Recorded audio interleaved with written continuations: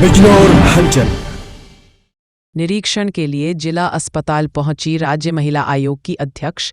जिला अस्पताल में अव्यवस्थाओं का अंबार देखकर भड़क उठी। निरीक्षण के दौरान जिला अस्पताल में उन्हें खामियां ही खामियां मिली, जिस पर उन्होंने कड़ी नाराजगी व्यक्त करते हुए स्वास्थ्य विभाग के अधिकारियों व चिकित्सकों की जमकर क्लास लगाई। इसके अलावा उन्होंने जिला कारागार का निरीक्षण भी किया और निरीक्षण के दौरान महिला बंदियों से उनकी समस्याओं व कारागार में मिलने वाली मूलभूत सुविधाओं के बारे में जानकारी ली। उन्होंने कारागार में बच्चों को अन्नप्राशन भी कराया।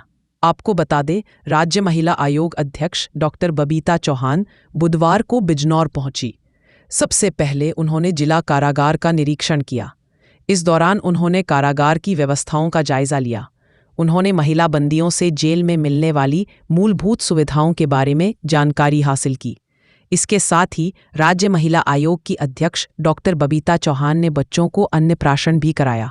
उन्होंने जेल अधिकारियों को आवश्यक दिशा निर्देश दिए। राज्य महिला आयोग की अध्यक्ष अपने काफिले के साथ जिला अस्पताल पहुंच गई।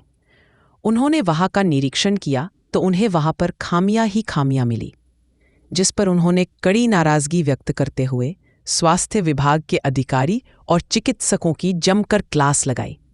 मीडिया से बात करने पर राज्य महिला आयोग अध्यक्ष डॉक्टर बबीता चौहान ने कहा कि जिला अस्पताल में खामियों के अंबार लगे हुए हैं। यहाँ हर रोज 1500 से 2000 मरीज आते हैं। यहाँ सुविधाओं के नाम पर सिर्फ खामियां ही नजर आती हैं। उन्होंने कहा कि जिला अस्पताल में बाहर से मरीजों को दवाइयां लिखी जा रही हैं, जो कि सरासर गलत है। सरकार शिक्षा और स्वास्थ्य विभाग पर सबसे ज्यादा पैसे खर्च करती है। ऐसे में जिला अस्पताल की है स्थिति निंदनीय है। उन्होंने कहा कि निरीक्षण के दौरान सामने आया है कि जिला अस्पताल मेडिकल कॉलेज के अंदर में आता है और मेडिकल कॉलेज की प्रिंसिपल जिला अस्पताल के अधिकारियों को कोई काम नहीं करने देती है। उन्होंने आंखों पर पट्टी बांध रखी है।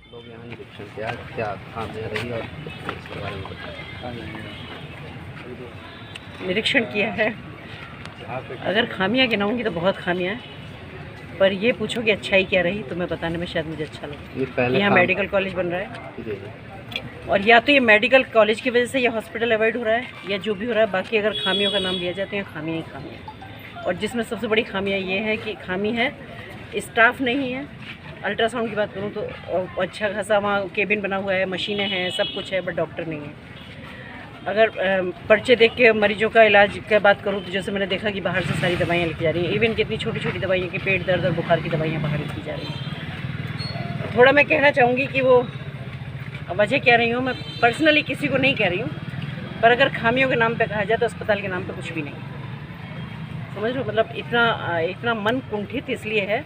अभी मेरी ये बात हुई थी कि अगर आपको नया कंस्ट्रक्शन कोई डिस्टर्ब कर रहा है, जैसा अभी कहा मुझे कि नहीं साहब वो नया बन रहा है इसलिए थोड़ा, तो मैंने कैसे बंद का बोर्ड लगा दूँ जिससे कम से कम मरीज़ ना आए यहाँ, तो वो भटकेंगे नहीं। उनको जहाँ इलाज कराना है कराएंगे, बंद कर दो इसको। तो मुझे नहीं अच्छा लगा बिल्कुल भी। आई होप कि मेडिकल कॉलेज बन रहा है, बिल्डिंग बन रही है, जैसा आप देख रहे हैं सुंदर बिल्डिंग बन रही है। अच्छाई की बात, क्योंकि मैं इसलिए कह सकती हूँ ये बात कि इस वक्त उत्तर प्रदेश की सरकार है या केंद्र सरकार की बात है, जितना शिक्षा और स्वास्थ्य पर पैसा खर्च हो रहा है, जितना इस डिपार्टमेंट के लिए पैसा रहा है, इतना किसी दूसरे डिपार्टमेंट के लिए पैसा नहीं जा रहा। अगर उसके बावजूद भी हमारी अगर कहीं कमियां हैं और हम उसको दुरुस्त नहीं कर सकते तो इसमें कहीं ना कहीं व्यक्तिगत हमारे भी फॉल्ट है। तो बहुत सारी चीज़ें ऐसी हैं जो मेरे पास आई। दोनों मेरे पास अधिकारी CMS यहाँ और ये सब खड़े हुए हैं। जैसा जैसा इन्होंने बताया कि जिसके कारण ये भी कहना चाहिए कि बेबस टाइप के हैं, क्योंकि इन्होंने कहा है कि हमारे हाथ में कुछ है ही नहीं। हमारे हाथ में सिर्फ इतना मैनेजमेंट है कि कौन काम ड्यूटी कर रहा है, कौन नहीं कर रहा है, सिर्फ हम लोग इतना देखने का अधिकार रखते हैं। बाकी सारे राइट्स प्रिंसिपल के पास हैं। अब प्रिंसिपल क्यों नहीं ध्यान दे रही हैं वो एक अलग बात है। अब उनसे मिला जाएगा या तो बात की जाएगी या नहीं देनी। हो सकता है आपके द्वारा भी उनके पास खबर पहुँच जाए या यहाँ के द्वारा खबर पहुँच जाए कि बिल्कुल सिस्टम बस्ट किया हुआ है। हाँ, ये प्रिंसिपल और इसका जो ये है इसमें तालमेल की कमी कहिएगा। हाँ, तो ये तो देखना चाहिए ना। तो ऊपर से शिकायत तो गई होंगी, ऐसा नहीं है, या शिकायत ये करते नहीं है।